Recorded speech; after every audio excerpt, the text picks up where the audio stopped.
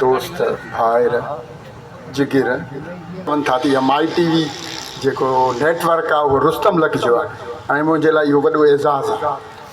ऐं हीउ जेको अॼु डिजिटल मीडिया जो सेमिनार आहे इहो असांजे दोस्त ऐं मेहनती जाखोड़ी सहाफ़ी सामी मेमन साहब ते क्रेडिट वञे थो। उहो इन लाइ ही माण्हू उहे माण्हू आहिनि जिन सॼी ज़िंदगी ऐं पंहिंजे असूलनि ते वक़्फ़ करे छॾी, असूलनि ते गुज़ारे छॾी ऐं हिननि खे मिसकीन ऐं ग़रीब माण्हुनि जे दर्द जो अहसासु आहे। ऐं साईं ख़ुदा ॾिनो शाह बि वेठो आहे ऐं साईं ख़ुदा ॾिनो शाह जे लाइ बि मां एतिरो चवंदुसि त he is the son of Malir. ही मलीर जो पुटु आहे ऐं जेकॾहिं मलीर में अञा साईं ख़ुदा ॾिने शाह ऐं सामी मेमण जहिड़ा माण्हू मौजूदु आहिनि त यकीन कयो त मलीर वारनि खे केर बि उनजो वार वंगो नथो करे सघे, उन्हनि खे का बि तकलीफ़ नथी ॾेई सघे। ऐं हिकु दफ़ो ॿीहर ऐं ॿी ॻाल्हि कंदुसि, अॼु हिन मुंहिंजी तक़रीब में मुंहिंजी भेण बि आयल आहे ऐं मुंहिंजी वॾी भेण जेका मुंहिंजी अमर वांगे बि आहे, मुंहिंजी भेण बि आहे। ऐं मां हिकिड़ो नंढो वाक़ियो तव्हांखे ॿुधाईंदुसि त जॾहिं मां बीमार थी पियुसि, हाणे मूंखे डेंगी थी वियो त मुंहिंजी भेण खे ख़बर पई त मां हिकिड़ी अस्पताल में दाख़िल हुउसि।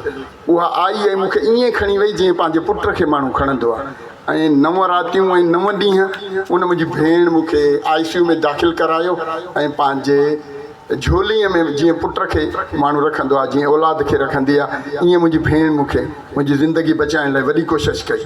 ऐं मूंखे अहसासु थियो त जीअं चवंदा आहिनि न त भेणूं चवंदियूं आहिनि त मुड़ुस त थी पवंदा आहिनि पर ॿाहिरि न थींदा आहिनि। सो इहा ॻाल्हि साबित थी वई त भेण केतिरो अज़ीम रिश्तो आहे। ऐं ॿी ॻाल्हि इहा आहे त सभु दोस्त जेके बि आया मां उन्हनि जो मशहूरु आहियां ऐं साईं शेरगुल साहब बि वेठो आहे ऐं हिन वाक़ई जेका ॻाल्हि कई त मूंखे चीच खां वठी हिन पढ़ायो या असांखे सेखारियईं ज़िंदगीअ में, इहे हक़ीक़तूं आहिनि। ऐं जेके माण्हू अहसान फरामोश आहिनि ऐं पंहिंजे मौसमनि खे विसारनि था त पोइ उन्हनि जो हशर बि बुरो थो थिए। सो शेरगुल साहब तव्हांजी वॾी महिरबानी, तव्हां आयो ऐं तव्हां जेके बि असां ते थोरा कया आहिनि, अहसान कया आहिनि, उहे त लाहे बि नथा सघूं। ऐं साईं ख़ुदा ॾिनो शाह वेठो आहे, असांजो वॾो आहे, असांजो मुर्शिद आहे ऐं सैयदनि जी सिंधी माण्हू त वधीक इज़त कंदा आहिनि पर हीअ इज़त जे लाइक़ु आहे असां, इन करे असां हुनजी इज़त था कयूं। अयाज़ यूनिस बि आयो आहे, ज़ुल्फ़कार सूब बि आयो आहे, अनवर सोलंगी साहब बि आयो आहे, साईं गफ़ूर शाह साहब बि आयो आहे ऐं असगर खोसो, साईं वाहिद मोहसन बि आयो आहे, सभु दोस्त आया ऐं अदा इरफ़ान बि आयो आहे, अब्बासी जंहिं हीअ तक़रीब सॼी हलाई, साईं मुनीर काज़ी आयो आहे ऐं साईं बख्शल आयो आहे। सभिनी जा कंहिंजा नाला खणा, सभिनी जी वॾी महिरबानी। अलाह साईं तव्हांखे वॾी हयाती ॾे, साथ सलामत सिहत सलामत। Thank U.